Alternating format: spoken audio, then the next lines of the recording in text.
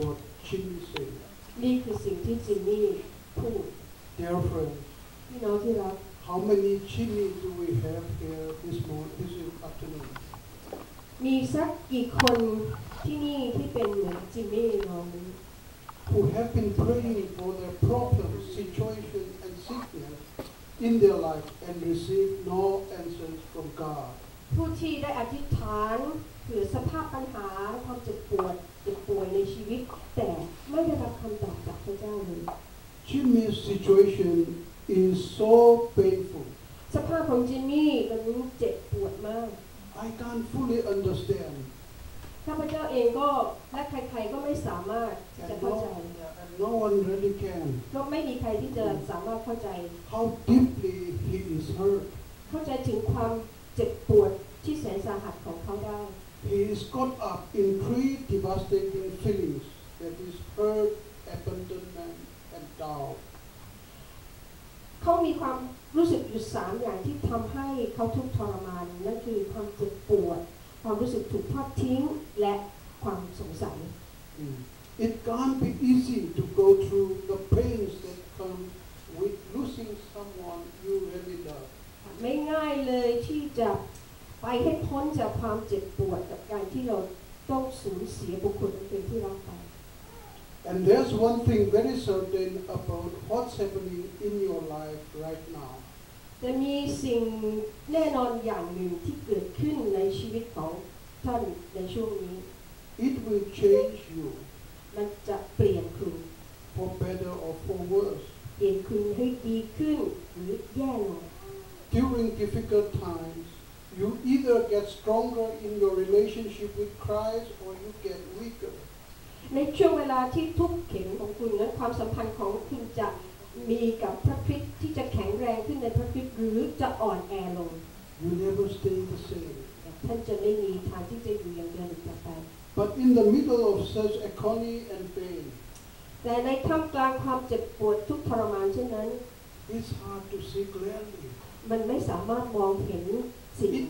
It may even be difficult to see God's love. และมันอาจจะยากที่จะเห็นถึงความรักของพระเจ้าด้วย I think about Job, ข้าพเจ้าคิดถึงโยบ a man in the Old Testament who went through difficult times. บุรุษในพระคัมภีร์ภาคพันธสัญญาเดิมผู้ซึ่งผ่านช่วงเวลาแห่งความทุกข์ยาก Job lost his whole family. โยบสูญเสียครอบครัว Virtually everything he owned. และสูญเสียทุกสิ่งทุกอย่างที่เป็นของเขา And again he went through sickness. และเขาก็ผ่านพ้นจากความเจ็บปวดด้วยโรคภัยไข้เจ็บ And he felt like you do now, Jimmy. และเขาก็รู้สึกเจ็บปวดเหมือนจิมมี่เหมือนกัน Look at what Job said during his difficult time. เอามาดูกันว่าโยบได้พูดอะไรในช่วงเวลาทุกข์เข็ญของเขาเราเปิดไปดูในโยบ Job chapter 23 verse 8 to 9. เปิดไปดูที่โยบบทที่23ข้อ8และข้อ9 If I go to the east, God is not there.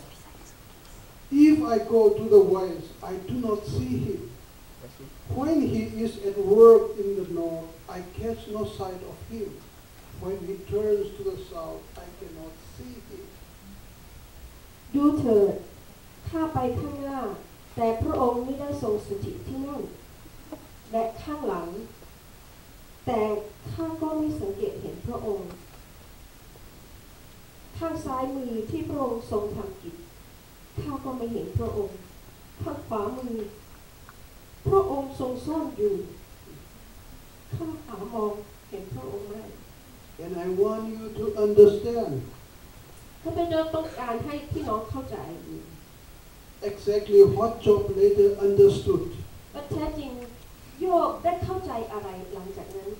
That no matter what happens or what you feel, แต่ไม่ว่าคุณจะรู้สึกอย่างไรหรือเกิดอะไรขึ้น God does exist and He deeply loves you. พระองค์ก็ยังทรงอยู่และพระองค์ยังทรงรักคุณด้วยสุดพระทัย No matter how awful things become, ไม่ว่าจะมีสิ่งเลวร้ายอย่างไรเข้ามา no matter what happens, ไม่ว่าจะเกิดอะไรขึ้น we can never be separated from God's love. เราไม่สามารถแยกจากความรักของพระองค์ได้ But Jimmy is right. แต่จิมมี่ก็พูดถูกที่ว่า Christian will let us down even at some of the most critical and difficult times. จิมมี่พูดถูกว่าคนที่บอกว่าตัวเองเป็นคริสเตียนแต่ก็ยังทิ้งให้ผจญกับวิกฤตในช่วงที่จิมมี่ทุกข์เห็น Jesus learned this the hard way พระเยซูเองก็ได้เรียนรู้กับหนทางนี้เหมือนกัน when he was arrested เมื่อครั้งที่พระองค์โดนจับ for no crime at all โดยไร้ความผิด and was about to be killed on a cross. และก็ต้องถูกฆ่าตายบนไม้กางเขน All his disciples, all his closest friends ran away from him. บรรดาสาวกและเพื่อนสนิทของพระองค์ต่างก็วิ่งหนี They left him at his darkest hour. เขาเหล่านั้นทอดทิ้งพระองค์ให้อยู่ในเวลาแห่งความมืดมน Dear friends, when Christians fail you, พี่น้องที่รักเมื่อคนที่เป็นคริสเตียนเพิกเฉยต่อความเจ็บปวดของท่าน though that doesn't mean that God forgets you. นั่นไม่ได้หมายความว่าพระเจ้าทรงลืมท่าน He doesn't. He has a plan for you. พระองค์ทรงมีแผนการไว้สำหรับท่าน So even in the middle of all your heartbreak, แม้ท่านจะอยู่ในสภาพที่หัวใจแตกสลาย tell God, บอกกับพระเจ้าว่า I am going to hold on and wait for you to show me your kindness and your love, no matter what happens. ให้บอกกับพระองค์ว่าข้าพระองค์จะยึดมั่นและรอคอยการแสดงพระกรุณาและความรักของพระองค์ไม่ว่าจะเกิดอะไรขึ้น Today, I want you to be able to say what Job said. วันนี้ข้าพเจ้าต้องการให้ท่านที่จะสามารถพูดได้เหมือนอย่างที่โยบพูดในบทที่มาดูบทที่23ข้อ10 But God knows the way that I take, and when He tested me, I will come out like gold. ด้วยว่าพระองค์ทรงทราบทางที่ข้าไป เมื่อพระองค์ทรงทดสอบข้าแล้วข้าก็จะเป็นดังทองคำ I hear these questions from time to time. ข้าพเจ้าได้ยินคำถามหลายครั้งว่า Why doesn't God hear my prayer? ทำไมพระองค์ไม่ได้ยินคำอธิษฐานของฉัน Some people said they went to church and they know that God answered prayers, but they have been praying for their problems and sickness to go away, but nothing seems to help. บางคนบอกว่าที่มาโบสถ์เนี่ยเพราะรู้มาว่าพระเจ้าจะตอบผู้ที่อธิษฐานพวกเขาก็อธิษฐานเพื่อจะให้ปัญหาและความเจ็บปวดนั้นออกไปแต่ดูเหมือนช่วยอะไรไม่ได้เลย With the sense of desperation, many ask the question, why doesn't God seem to hear our prayer? และด้วยความรู้สึกที่ผิดหวังหลายคนจึงตั้งคำถามว่าทำไมพระเจ้าเหมือนไม่ได้ยินคำอธิษฐานของเรา God's purpose in prayer is for us to get to know who He is. พระประสงค์ของพระเจ้าที่ให้เราอธิษฐานก็เพื่อให้เราได้รู้จักว่าพระองค์เป็นใคร And His holiness rather than to get God to do our demand. เราต้องการให้เรารู้ถึงความบริสุทธิ์ของพระองค์มากกว่าการที่เราจะมาขอให้พระองค์ทำตามสิ่งที่เราต้องการ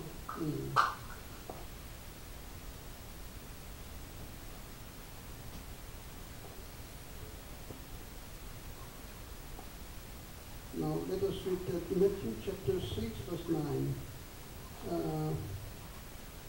ให้เราไปดูที่มัทธิวบทที่6ข้อ9 Oh, sounds good. Yeah. When asked by His disciples how to pray, offers the model of prayer. พระเยซูได้บอกเหล่าสาวกเมื่อถูกถามถึงแบบอย่างในการอธิษฐาน And we know that that's the Lord's Prayer. ซึ่งเราก็รู้จักพระคัมภีร์ในข้อนี้ดี And we all know about that Lord's Prayer. มีใครสักคนจะอ่านพระธรรมข้อนี้ให้เรา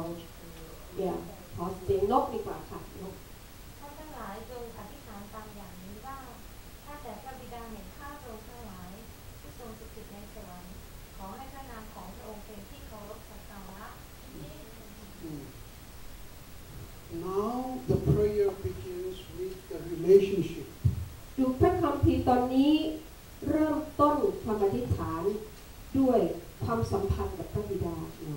our Father. ความสัมพันธ์กับพระเจ้าพระบิดา Do you know God as your Father when you pray? คำถามว่าเรารู้จักพระเจ้าเหมือนที่พระองค์เป็นพระบิดาของเราหรือเปล่าเมื่อเวลาเราอธิษฐาน Are you looking towards God or are you looking at your problem when you pray? ในขณะที่คุณอธิษฐานนั้นใจของคุณได้จดจ้องอยู่ที่พระองค์หรือเปล่า Is God really your Father? หรือจดจ้องอยู่แต่ปัญหาคุณให้พระองค์เป็นพระบิดาของคุณจริงหรือในขณะที่คุณอธิษฐาน Dear friends, พี่น้องที่รัก establishing the relationship first is the beginning of prayer. การสร้างความสัมพันธ์กับพระเจ้าเป็นอันดับแรกคือการเริ่มต้นของการอธิษฐาน Are we really praying? พวกเราอธิษฐานอย่างจริงจังหรือเปล่า Or are we just frantically giving orders to God? หรือพวกเราตั้งหน้าตั้งตาออกคำสั่งให้พระองค์หรือเรามาหาพระองค์ Are we coming to Him only when we need something from Him? หรือเรามาหาพระองค์เพียงความปรารถนาบางสิ่งบางอย่างจากพระองค์เท่านั้น Brothers and sisters, it makes a difference. พี่น้องคงเห็นความแตกต่างจากคำถามนี้ In His Word, ในพระคำของพระเจ้า God encourages His children to pray to Him and also to expect what He will answer to them. พระองค์ได้หนุนใจลูกๆของพระองค์ให้อธิษฐานและให้คาดหวังว่าพระองค์จะตอบ Yet there are times when God says no to our prayer or request. แต่กระนั้นก็ตามพระองค์ก็ยังมีเวลาที่จะปฏิเสธคำทูลขอของเรา Out of 29 prominent prayers of the Bible, เราจะเห็นคนที่มีชื่อเสียงในการอธิษฐานในพระคัมภีร์ข้าพระเจ้าสัญญาเดิมจากจำนวน over half, 17 of the no's to prayer. จากจำนวน29ท่านและในจำนวนเกินกว่าครึ่งหนึ่งคือ17ท่าน Were because of sin in that individual or the people as a whole. ค่ะคน17ท่านนั้นที่พระเจ้าทรงปฏิเสธคำอธิษฐานเพราะความบาปของแต่ละคนที่ก่อขึ้น The other reasons for God's prayer request denial was it was not God's will for that request. แต่และอีกเหตุผลหนึ่งที่พระองค์ไม่ตอบก็คือนั่นไม่ใช่น้ำพระทัยของพระองค์ Or that God would be glorified more in saying no. หรือถ้าพระองค์ปฏิเสธแล้วพระนามของพระองค์จะได้ถูกยกขึ้นและสรรเสริญกับการสรรเสริญ For example, King Saul asked for God's guidance and help in defeating an enemy. ตัวอย่างหนึ่งในพระคัมภีร์จะได้เห็นบุคคลหนึ่งคือกษัตริย์ซาอูลท่านได้ขอการทรงนำจากพระเจ้าในการสู้รบกับศัตรู But because of Saul's rebellion and disobedience to God, God did not respond. แต่ด้วยความที่จึงและการไม่เชื่อฟังพระเจ้าของกษัตริย์ซาอูลพระเจ้าไม่ทรงตอบ King David experienced the same negative response from God. กษัตริย์ดาวิดก็มีประสบการณ์ด้วยการถูกปฏิเสธจากพระเจ้าด้วย For his sin with Bathsheba and the death of his child. เพราะความบาปที่กษัตริย์ดาวิดได้ส่งกระทำไว้กับนางบัตเชบาจนลูกที่เกิดมานั้นต้องตายก่อนเวลาสมควร However, sin was not the only reason God said no to a prayer request. แต่อย่างไรก็ตามความบาปไม่ใช่เหตุผลเดียวที่ทำให้พระเจ้าทรงปฏิเสธ Sometimes he said no because it was not his will to answer yes to that request. บางครั้งที่พระองค์ทรงปฏิเสธเพราะคำอธิษฐานไม่ได้เป็นอย่างที่พระองค์พอพระทัยที่พระองค์จะทรงตอบ Jonah